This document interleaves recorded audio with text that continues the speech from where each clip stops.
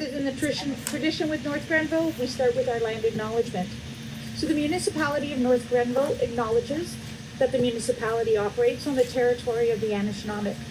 We recognize all First Nations, Métis, and Inuit peoples who now call North Grenville their home.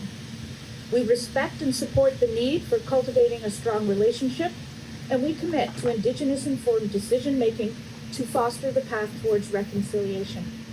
So I'm very pleased to welcome you here today on behalf of the municipality of North Grenville.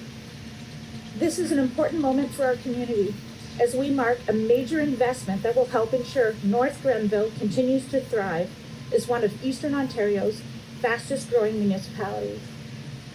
Before we get started, I want to share a quick housekeeping reminder that we are in an active construction zone. For your safety, please remain in the designated area and avoid wandering near the fence line or any heavy equipment. Today is very exciting for all here, so I will not delay. We are fortunate today to be joined by our local member of Provincial Parliament, Steve Clark. MPP Clark has been a tireless advocate for North Grenville at Queen's Park and has played an important role in helping secure provincial support for key projects in our community. Please join me in welcoming Steve Clark to the podium. Thanks so much, Karen. I appreciate the kind words. Your Worship, Mayor Peckford, members of council, municipal staff, guests. It's great to be back here in North Grenville in beautiful Kentville. We're very fortunate in the riding of Leeds-Grenville to have so many mayors and councils like we have here in North Grenville who work so very hard in their communities. And this council particularly is really busy and really committed to connecting and listening and then acting on behalf of their constituents. We know that growth can be a challenge in municipalities, not just here, but right across Ontario. And they're really challenging in some smaller communities where infrastructure costs can be high.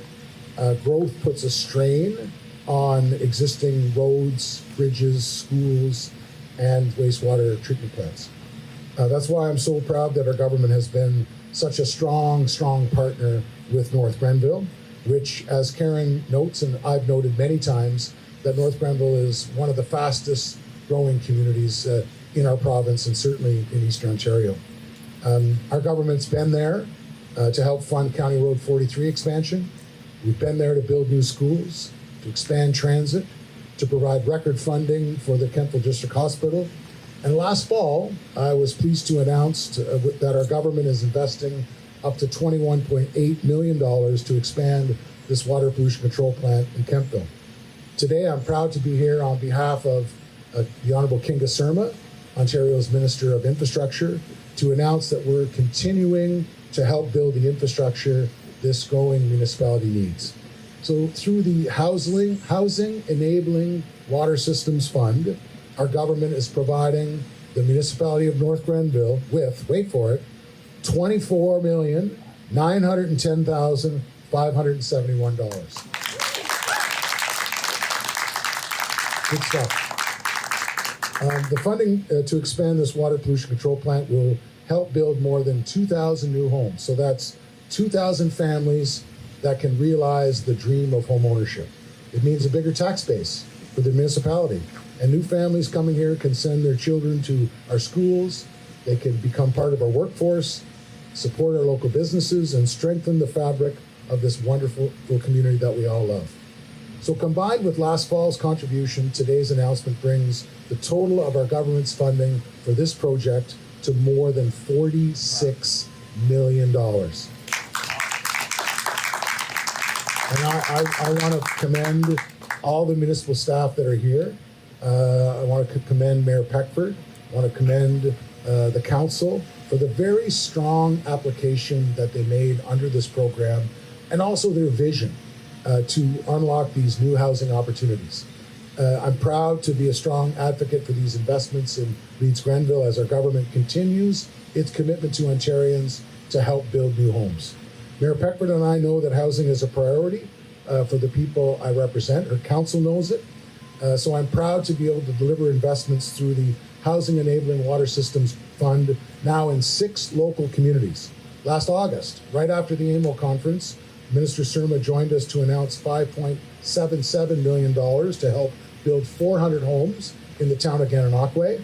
In January, I announced $23.9 million as part of an opportunity to build 2,900 new homes in Prescott, Augusta, and Edwardsburg Cardinal. On Monday, I was in Leeds and the Thousand Islands with Warden Karina Smith-Gatke as we announced $3.2 million to help build more than 600 new homes.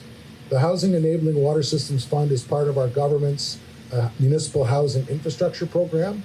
The program is helping to protect Ontario with historic investments in housing and community enabling infrastructure.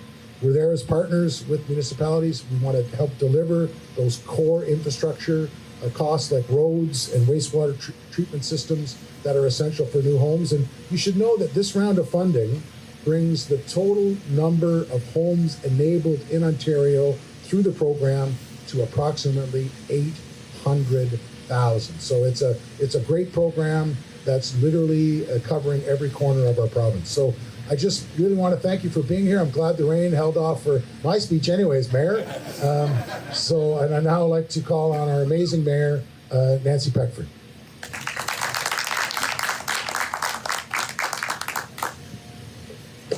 Thank you so much. Certainly, I just want to recognize my council colleagues, all of whom are here today. Deputy Mayor John Barkley, we have Councillor Kristen Strachan, Councillor Debbie Wilson, and Councillor Doreen O'Sullivan. I would also like to just thank some members of the community for being here, including members of our Housing Advisory Committee, such as Nadia Diakan-Thibault, who's here, among others. And we have members of our development community here who I think have been watching closely to see how North Grenville is working towards the future in terms of this particular facility. So with that said, obviously, the news that MPP Clark has delivered today is truly historic. And MPP Clark and I and our CEO, Karen Dunlop, who's also with us, as well as members of the senior management team at the municipality, had lots of conversations about how to ensure that this application met with success. And sometimes it takes more than one try and more than one conversation. So as some of you know, we leverage AMO and Roma and some other opportunities to work very closely with our MPP to make the case. And sometimes you make it time and time again. But in this case, as MPP Clark has said, I think the case in North Grenville was very compelling. We are increasingly a high growth community. We've always experienced strong growth. As some of you who've been born and raised here, like Councillor Wilson and like Tammy Hurlbert, we know that growth is part of North Grenville's history, of Kemptville's history, and that growth is accelerating. And with that, to be able to benefit from a very large investment on the part of the Ford government to really enable that growth and to also set this municipality up for long-term financial success is really meaningful. And I want us to give a round of applause to our MPP for his formidable work advocating for us. It's not every municipality in Eastern Ontario that received funds of this nature, despite everyone's efforts to really capitalize on the Housing Enabling Water Systems Fund grant. But we're pleased to see that a number in Leeds and Grenville did receive funding. And obviously, given North Grenville's growth, we're very, very pleased to see the size of the investment here in North Grenville. So what does it mean before the rain starts? As you know, I meet people every day, as my council colleagues do, and our staff does, and our development communities do, or development community does. And they're new residents to our community, and they're delighted to be here. They found a home that they can afford. They found a home they can embrace. They found a home where they get to raise their family, and they found a community that they can be really proud of. So with the province's crucial financial support of this second phase of expansion at our water pollution control plant, what it means is that we can respond as a municipality to the needs of a rapidly growing population. And it's not just an urban service area. It's not just an expansion to a 30-year-old sewage treatment plant. It means that we can attract new economic opportunities to build that tax base, to ensure that people can work closer to home, that they are able to avail of a broad array of local businesses for the services that they need. It also means expanding recreational amenities because we have a little more fiscal room to do that, including our plans for what we hope will be an indoor four-season state-of-the-art dome. It means that we can take care of other core infrastructure needs, including roads, sidewalks, trails, multi-use pathways, and many other things, which go a long way to fostering a high quality of life. North Grenville is one of Eastern Ontario's fastest growing municipality, with our population currently projected in the sort of long range scenario to increase by nearly 70% by 2046. It is obviously imperative that we remain fiscally healthy, protect our environment, and make the smart and sustainable investments that will benefit North Grenville as a whole.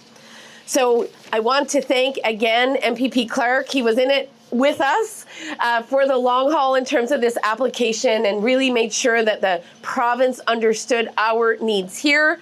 I want to thank our staff. Susan Smith isn't here today, but she worked closely with our public works team and our CEO to make sure that we crossed all of our T's and dotted our I's and stayed in front of the ministry staff who were evaluating these applications.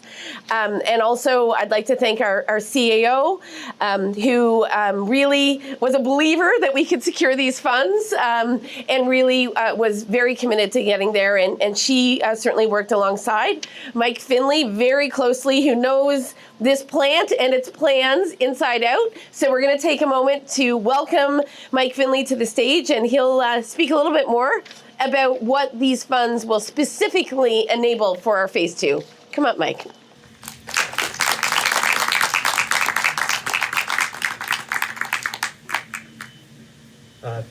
Thank you, Madam Mayor and MVP Clark. I'll keep my side brief so we can continue with construction. So this funding provides an important pathway to continue with the much needed second phase of our wastewater treatment plant expansion. Phase 1, as we see, is already underway and scheduled to be substantially complete next year. These new funds will enable us to move ahead with the second phase as quickly as possible, resulting in significant increase in daily wastewater treatment plant capacity. This will enable us to expand our service lands for commercial and residential developments. We will be rehabilitating 2 existing tanks into secondary clarifiers, and there will be the construction of a new tertiary filtered building. The construction of 2 new flow equalization tanks will also provide needed storage to ensure the best possible wastewater treatment is maintained at the plant, even during high flow events. So we greatly appreciate the funding and continued support on such an important project for the municipality, and we look forward to moving into phase 2 in short order. Thank you.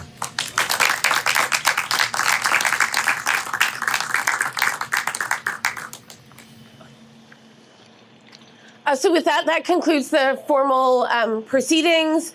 Again, thank you to my council colleagues, to MPP Clark, and to some really important and passionate community leaders who joined us for today's announcement. It means the world. And if anyone has any questions in regards to the mechanics of the plant and how we're expanding and improving upon a 30-year-old plant, which has been working beautifully, but it certainly is in need of upgrades, we'll take them.